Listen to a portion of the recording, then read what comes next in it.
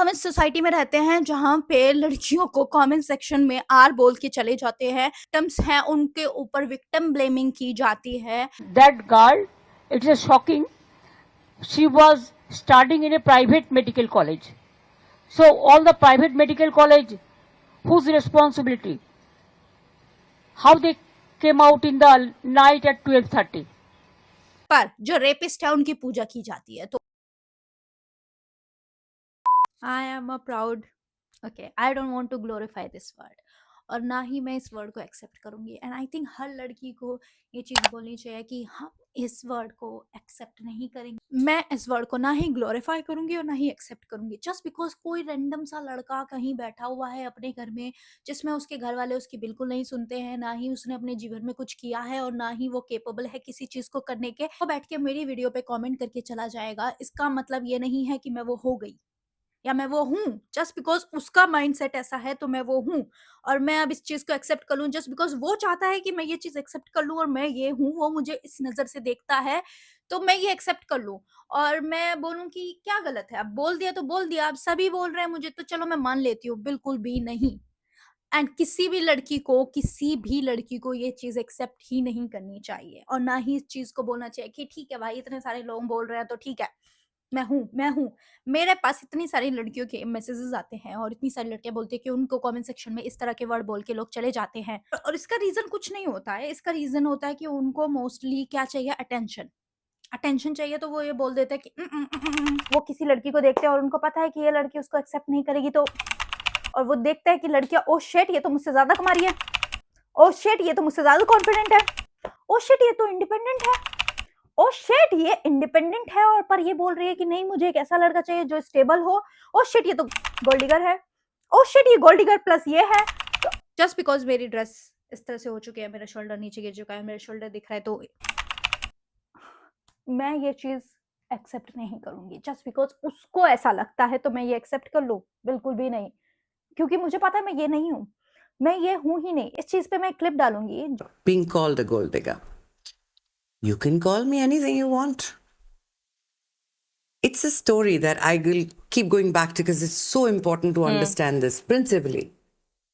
Renee School calls me, she's put a pencil in someone's ear. Okay, I've gone running because that doesn't sound like my daughter. Like she would not be this violent. So it turned out, of course, she was not aiming for the ear. She was trying to hit him and it went Into the ear. Yeah, luckily he didn't lose his eardrum, but could have. And so I show up, that can't be possible. Renee couldn't have done this. What has happened? She says, no, I said, one second. Renee, come here, Shana. What happened? He pulled my skirt. I said, okay, did you tell the teacher? No, she was busy. He pulled it again. I told him, don't do it. He pulled it again. And then he called me stupid. So I was trying to hit him and accidentally, Mama, it went like that. Oh, okay, say sorry. But he was wrong. He should also say sorry. No. First you say sorry. So she very grudgingly said sorry to him. And she came to me and she says, everything you've taught me, today you made me go against it by apologizing when it was his fault. I said, yeah, it was his fault. Till pulling your skirt. Then what provoked you to put that pencil there was him calling you stupid. Is your name stupid? No. Then why did you respond? But he called me stupid. So I said, yeah, he has the freedom to call you anything he wants. You owned it and you reacted. You're wrong. हम accept ही क्यों कर रहे हैं? हमें acceptance ही नहीं देनी इन words को, क्योंकि वो वर्ड्स हमारे लिए है ही नहीं। I watch the whole video and honestly इस वीडियो में जो टॉपिक्स है, जिस चीज पे बात की गई है, वो 100% ट्रू है, वो 100% ट्रू है। मुझे बस एक चीज पसंद नहीं आई, द वे शी सेड कि आई एक्सेप्टेड। नो, किसी को भी एक्सेप्ट नहीं करना चाहिए, किसी भी लड़की को एक्सेप्ट नहीं करना चाहिए जस्ट बिकॉज उसको साइबर बुली किया जाता है, जस्ट बिकॉज उसको साइबर अब्यूज किया जाता है, साइबर हरेस किया जाता है। इट डज नॉट मीन कि उसको ये चीज एक्सेप्ट कर लेनी चाहिए। गुड कि वो इतनी मेंटली स्ट्रांग है कि वो ये सब कुछ, ये साइबर हरेसमेंट, साइबर बुली जो भी उनके साथ हो रहा है, उसको वो बहुत ही अच्छे से डील कर रहे हैं। But it does not mean कि वो आके ये वीडियो पे बोल दे कि एक्सेप्ट कर लो तो क्या हो गया। पर जो वीडियो में बोला है वो हर एक चीज, हर एक टॉपिक और जिस तरह से वो समझाने की कोशिश कर रहे हैं वो सही है।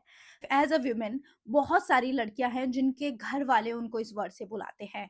मैं बहुत ज्यादा ब्लेस्ड हूँ कि मेरे जो मम्मी पापा हैं वो कैसे भी थे, उन्होंने कभी गाली नहीं दी है मुझे और मेरी किसी भी बहन को। पर मैंने अपनी आँखों से खुद देखा है अपने रिलेटिव्स को, अपनी बेटी को, मम्मी मम्मी को, उनकी अपनी बेटी को ये वर्ड बोलते हुए, लाइक बहुत ही कैजुअली। अगर उसने घर में बर्तन नहीं धोए, अगर उनकी लड़ाई हो गई आपस में और उनकी लड़ाई आर्ग्यूमेंट बढ़ गया है और जो बेटी है उनकी उनकी बात नहीं मान रही है, और नॉट जस्ट दिस वर्ड, और भी बहुत सारी गाली। चाइल्ड अब्यूज बहुत नॉर्मल है इंडिया में, बहुत ही ज्यादा नॉर्मल है। हमें समझ में भी नहीं आता था, हम बच्चे थे, कि हमारे साथ चाइल्ड अब्यूज हो रहा है। हम सभी के साथ चाइल्ड अब्यूज हुआ है कहीं ना कहीं, किसी ना किसी पर्टिकुलर सिचुएशन पे या टाइमिंग पे, और हमें पता भी नहीं था हमारे साथ चाइल्ड अब्यूज हो रहा है। मैं यहाँ पे पिटाई को नहीं बोलूंगी कि चाइल्ड अब्यूज है, नहीं, वो तो नॉर्मल है, वो हम देसी पेरेंट्स और इंडियन पेरेंट्स में। एंड मैं उस चीज पे ना ही मैं उसे ग्लोरीफाई करूंगी और ना ही मैं ये बोलूंगी कि हाथ कैसे उठाते थे मम्मी पापा हम पे। पर वो जो अब्यूज़ है वो मैं अब्यूज़ भी नहीं मानती। जो एक्चुअल अब्यूज़ है वो मेंटल अब्यूज़ है, जो हम सभी के साथ हुआ है, और हमारे मम्मी-पापा को भी नहीं पता कि एक्चुअली वो जनरेशन ट्रॉमा वो हम सभी के अंदर घुसाते जा रहे हैं। उन्होंने जो अपनी वीडियो में समझाने की कोशिश की है कि ये सब कुछ घर से स्टार्ट होता है, दैट्स ट्रू। मैंने ये चीज़ खुद देखी है कि एक छोटा-सा बच्चा है 2 साल का, उसका बाप उसकी मम्मी को गाली दे रहा है उसके सामने, एंड वो अपने बेटे को बोल रहा है कि तू भी अपनी मम्मी को ये बोल, तू भी अपनी मम्मी को ये बोल, और वो दोनों मिलके हँस रहे हैं। बेसिकली उनके अकॉर्डिंग वो लव लैंग्वेज चल रही है, बट ये लव लैंग्वेज नहीं है। वो तुम्हें आज गाली दे रहा है, फिर 4 दिन बाद वो घर से बाहर निकलेगा, क्योंकि वो घर में ये सब नॉर्मलाइज़ करा रहे हैं कि गाली देना, तू अपनी मम्मी को बोल दे, बहन की तू अपनी मम्मी को बोल दे।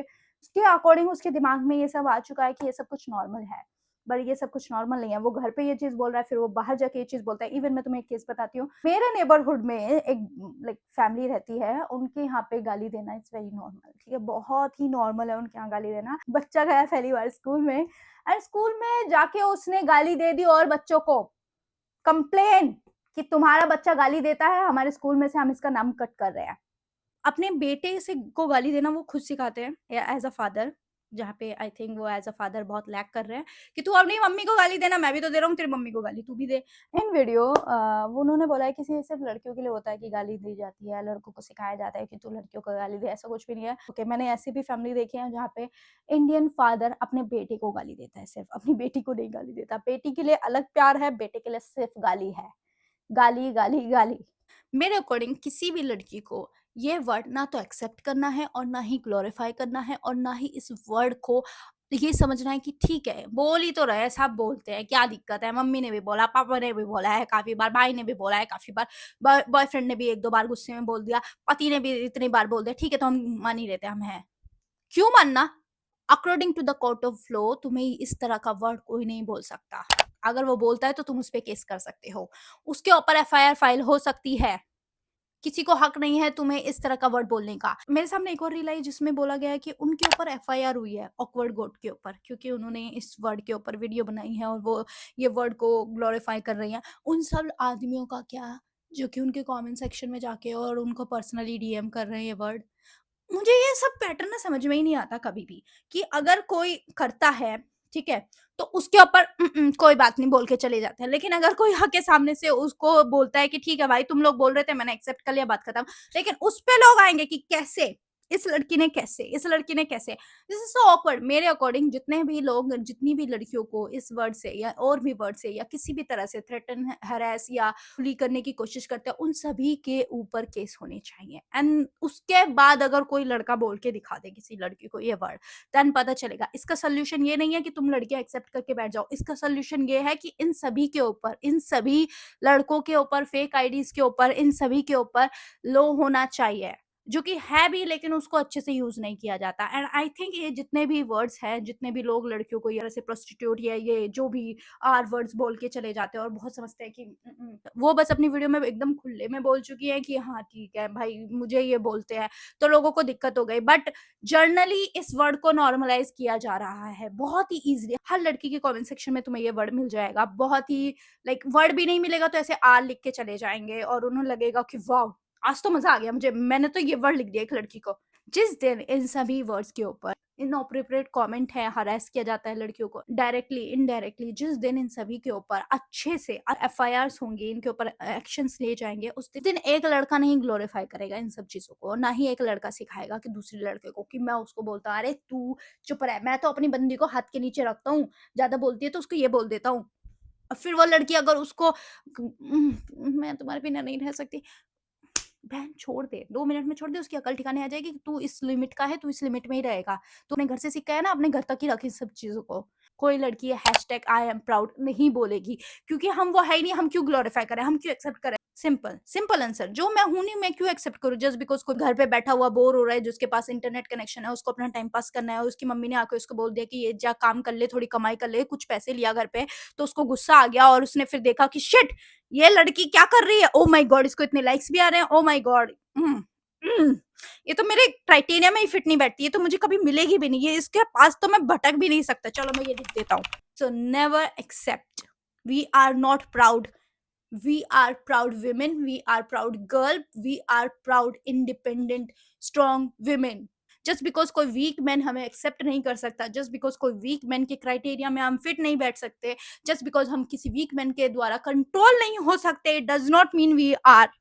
कभी एक्सेप्ट मत करना जस्ट बिकॉज 4 लोग चाहते हैं तुमसे वो एक्सेप्ट करवाना। Bye, take care.